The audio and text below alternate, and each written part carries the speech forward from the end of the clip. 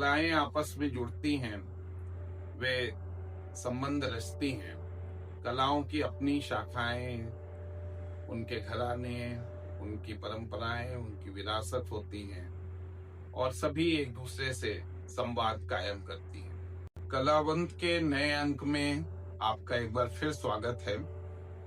हमारी कोशिश रही है कि देश के विभिन्न हिस्सों में जो भी सांस्कृतिक गतिविधियां हो रही हैं, जो नाटक हो रहे हैं, जो संगीत कार्यक्रम हो रहे हैं, जो लोक कलाएं हैं या जो चित्रकला, मूर्तिकला, ललित कलाओं के विभिन्न रूप हैं, उन पर क्या काम हो रहा है, उसकी झलक, उसकी महक आप तक अपने इस कार्यक्रम के माध्यम से पहुंचा सके। हमने पिछली कड़ियों में देश के विभिन्न नगरों से ऐसे कार्यक्रमों के बारे में जानकारियां आप तक प्रस्तुत की हैं और प्रसन्नता है कि आपने हमारे इस प्रयास को सराहा है। कलावंत की पिछली कड़ी में हमने लखनऊ के एक कार्यक्रम के बहाने आपको कथक के लखनऊ घराने की झलक दिखाई थी। इस बार जयपुर घराने के विख्यात गुरु पंडित कुंदन लाल गंगानी के जन्म शताब्दी समारोह के माध्यम से हम आपको कथक के जयपुर घराने की खूबियों की ओर ले चलेंगे।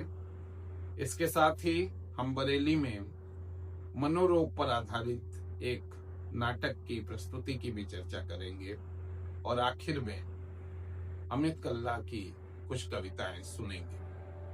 तो लीजिए, जयपुर में आयोजित हुए पंडित कुंदन लाल गंगानी जन्म शताब्दी समारोह पर आधारित हमारी यह रिपोर्ट देखिए।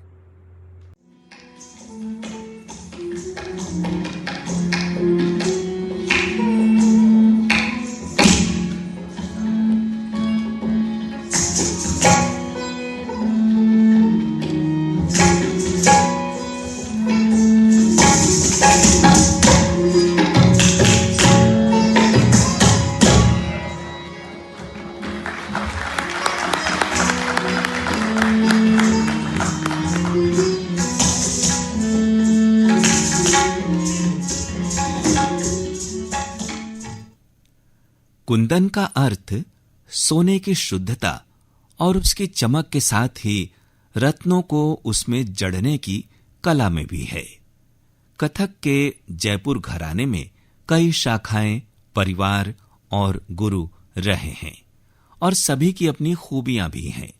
जयपुर घराने के प्रसिद्ध नर्तक और गुरु पंडित कुंदन लाल गंगानी ने न सिर्फ कथक के कई प्रसिद्ध कलाकार तैयार किए हैं, बल्कि राजस्थान की माटी की खुशबू को इस शास्त्रीय नृत्य में बनाए रखा है। उनका कथक लोक तत्वों में रचा बसा है। पंडित कुंदन लाल गंगानी का ये जन्म शताब्दी वर्ष है। उनके पुत्र प्रसिद्ध कथक नर्तक पंडित राजेंद्र गंगानी की देखरेख में न सिर्फ देश के विभिन्न नगरों में इसके आयोजन हो रहे हैं, बल्कि विदेश में भी इसके समारोह हो रहे हैं। मार्च में अमेरिका से शुरू हुए जन्म शताब्दी समारोह के अंतर्गत दिल्ली, लुधियाना, पुणे और कनाडा में इसके समारोह तो हुए ही, लेकिन उस नगर का समारोह खास बन गया जिसके नाम पर घराना है। जयपुर के जवाहर कला केंद्र में 14, 15 और 16 जुलाई को हुए जन्म शताब्दी समारोह में एक और जहां युवा कलाकारों को मंच मिला, वहीं न सिर्फ जयपुर बल्कि कथक के दूसरे घरानों के भी वरिष्ठ कलाकारों ने नृत्य प्रस्तुत किए। पंडित राजेंद्र गंगानी ने वंदना और शुद्ध नृत्य की प्रभावपूर्ण प्रस्तुति की।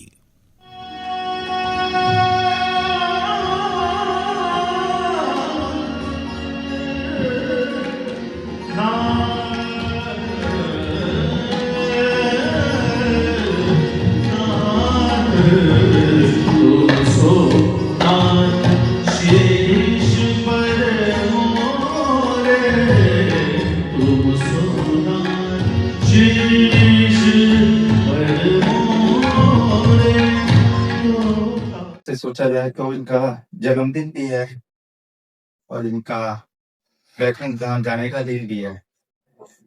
दोनों दिन आज है। ये किसी किसी को नसीब होता है, ऐसा बिरला ही कोई जन्म लेता है जो ऐसा दिन तय करके आए और ये समय तय करे और कथक की ऐसी सेवा करे।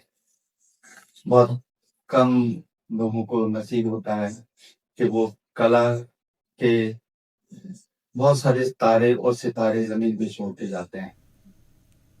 चरण गिरधर चांद सिंगापुर से आए थे। वे जयपुर घराने के वरिष्ठ नर्तक हैं और प्रख्यात नृत्याचार्य पंडित नारायण प्रसाद के पुत्र हैं। 78 वर्षीय चरण गिरधर चांद ने कई प्राचीन रचनाएं बताई।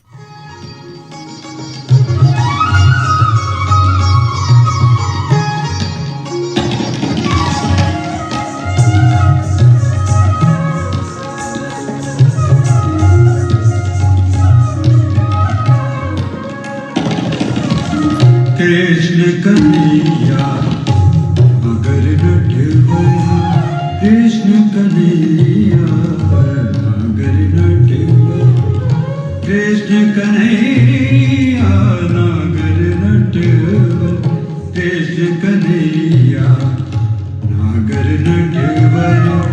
पनघट पर तुम घेर ले है, पनघट पर तुम घेर लई है, राधा की बाहें पकड़ लई है, राधा की बाहें पकड़ लई है। फटकी झटकी फटकी झटपट राधा तेज नायक फटकी, भागी आगे देखत मग में। पंडित राम मोहन महाराज लखनऊ से आए थे और लखनऊ घराने के प्रतिनिधि हैं। वे विख्यात कथक नर्तक पंडित शंभू महाराज के पुत्र हैं।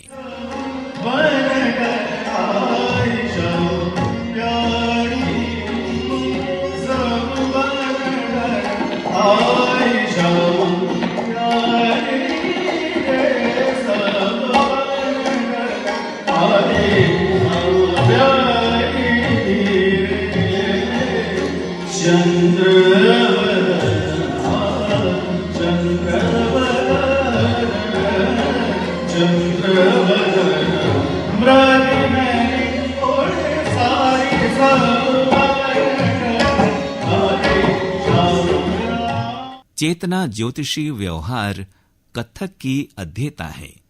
वे कथक के रायगढ़ घराने की हैं। साड़ी में कई वर्षों बाद उन्हें मंच पर नृत्य करते देखना सुखद था।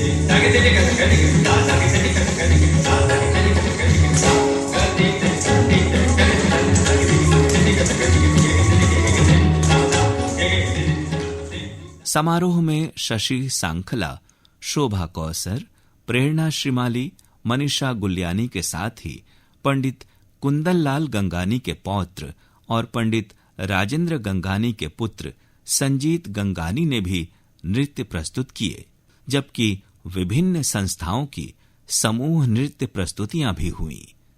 तीनों ही दिन सभागार का खचाखच भरा होना कथक के प्रति उत्साह का परिचायक भी था।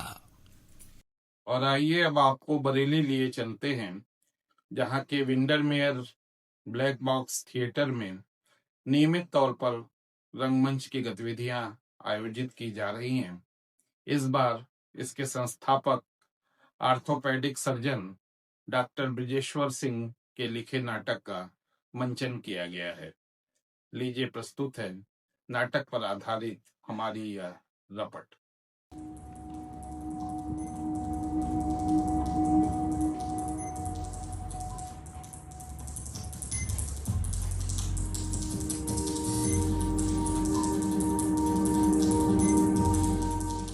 हम प्रायः स्मृति को अतीत समझ लेते हैं, पर स्मृति अतीत नहीं होती। वो एक जीवित भूगोल है। वो हमारे भीतर वैसे ही मौजूद रहती है जैसे किसी महाद्वीप के नीचे प्राचीन चट्टानें। वे दिखाई नहीं देती, पर हर भूकंप उन्हीं से जन्म लेता है, कहते हैं प्रसिद्ध orthopaedic surgeon doctor Brajeshwar Singh.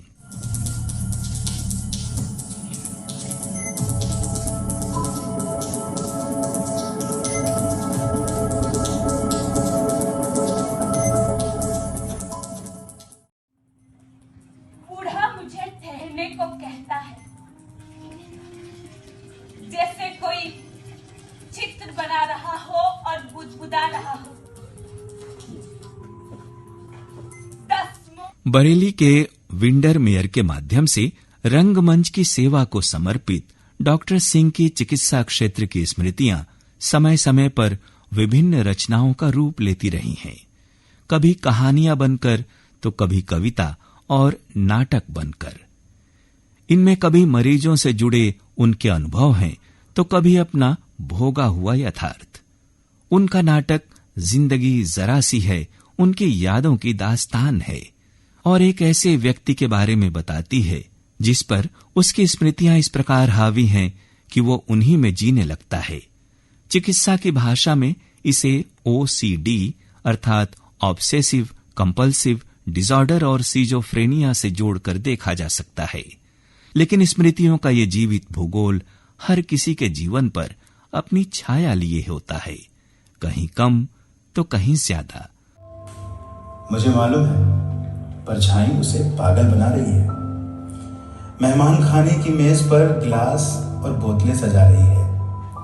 सरकती रात का वो आखिरी गीत गा रही है और तुम्हें आखिरी बार बुला रही है। प्रसिद्ध कवि मंगलेश डबराल अपनी प्रसिद्ध कविता पागलों का एक वर्णन में लिखते हैं, तरह तरह के इशारे करते पागलों के बीच से अक्सर गुजरते हैं स्वस्थ मस्तिष्क के लोग। उनकी आंखों में थोड़ा सा झांक कर एकाएक सहमते हुए आगे बढ़ जाते हैं, जैसे झटक देते हों अपने जीवन का कोई अंश, अपना कोई क्रोध, कोई प्रेम, कोई विरोध, अपनी ही कोई आग जो उनसे अलग होकर अब भटकती है। व्यस्त चौराहों और नुक्कड़ों पर कपड़े फाड़े, बाल बिखराए, सूखी रोटियां संभाले हुए।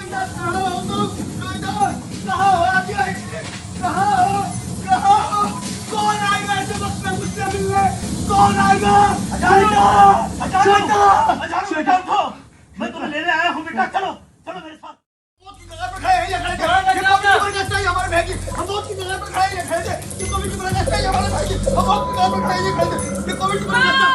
राष्ट्रीय नाट्य विद्यालय के स्नातक प्रवीण येदा मंगला के निर्देशन में नए ढंग से तैयार करते हुए 19-20 जुलाई को इसे पेल.ब्लू नाम से मंचित किया गया और इसमें रंगमंडल के बाहर के कई कलाकार भी शामिल हुए, जिनमें कई राष्ट्रीय नाट्य विद्यालय से प्रशिक्षित हैं।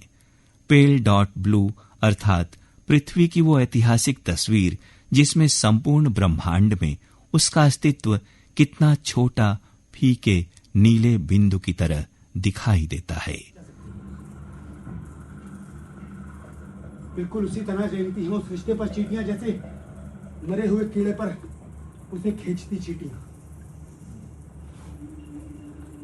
दो चरम बिंदुओं के बीच झूलता आदमी सत्य नहीं पीड़ा है, तो अधूरे सच के बीच वो अधूरा ही रहेगा। अधूरा पर नहीं रहेगा, जानो कोशिश तो करो। रहेगा रहेगा। कैसे? पता नहीं, बड़ी मुश्किल से बैट मिला है उन्हें, पीजीआई गए हैं वो। वहाँ क्यों? और आप तो ठीक है ना डैडी? हाँ मैं ठीक हूँ बेटा। अच्छा आयदा आंटी याद है तुम्हें? हाँ हाँ याद है। फिर कोई बुरी खबर है क्या? बेटा उनको भी कोविड हो गया है, बीमार है वो। उनको कैसे हुआ? पता नहीं, ये जो ऐना है ना, ऐना, हाँ शायद केएम में तो है ना, हाँ उससे, पर वो तो 2 महीने से ऊपर हो गया, घर आई नहीं है। खैर छोड़ो, उनको बहुत मिस कर रही थी वो। कौन? अरे आयदा आंटी। अरे ये बताएं श्रीमान, आपने अभी तक उनको ये क्यों नहीं बताया कि आप मुंबई में हैं? भाई तरह तरह से सिर्फ तुम्हें ही पूछ रही थी, कह रही थी क्या कोई गलती हुई है हमसे? क्यों वो नाराज रहता है हमसे? डैडी वो भी कोलाबा में ही है ना? बता देना, क्या तुम्हारे वहाँ भी बारिश होती है? धरती की तरह चूमती है बूंदे मन को और कीचड़ तन को? ये सब कब बताओगे? बारिश होगी तो क्या आओगे?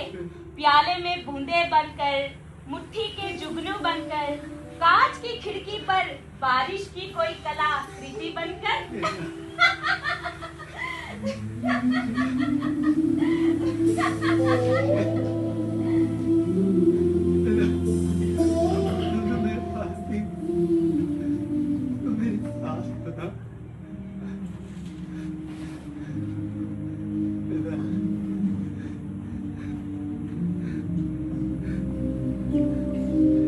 नाटक उस आजानु के बारे में है जिसके जीवन की बीती घटनाएं उस पर इस कदर हावी हैं कि वो उन्हीं में जीने लगता है।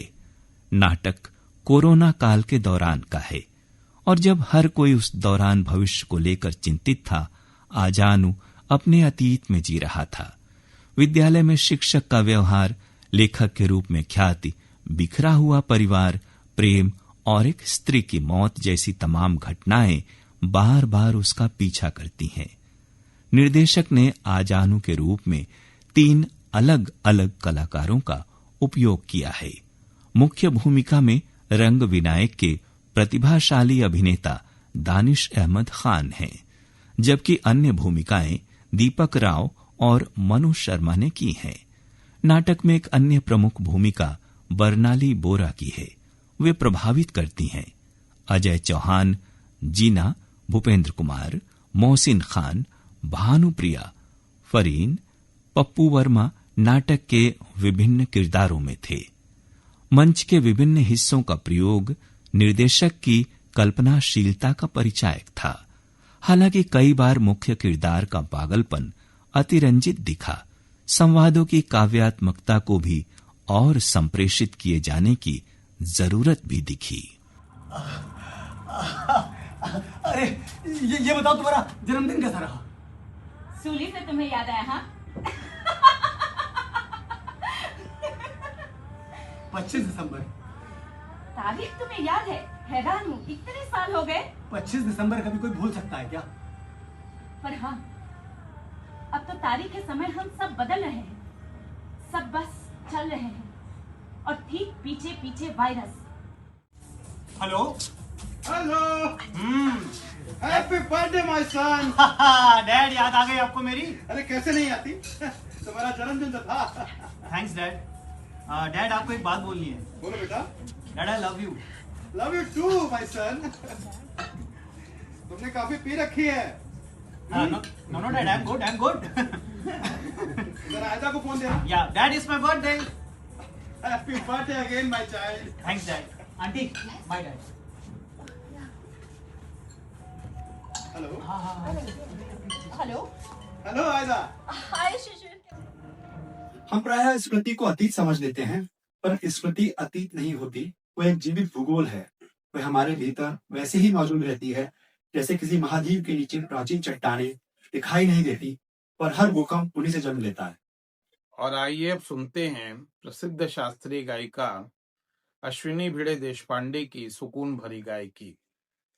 हिंदुस्तानी शास्त्रीय संगीत में रात और दिन के विभिन्न पहरों के हिसाब से न सिर्फ रागों का निर्धारण किया गया है, बल्कि इन पर ऋतुओं का भी पूरा प्रभाव है।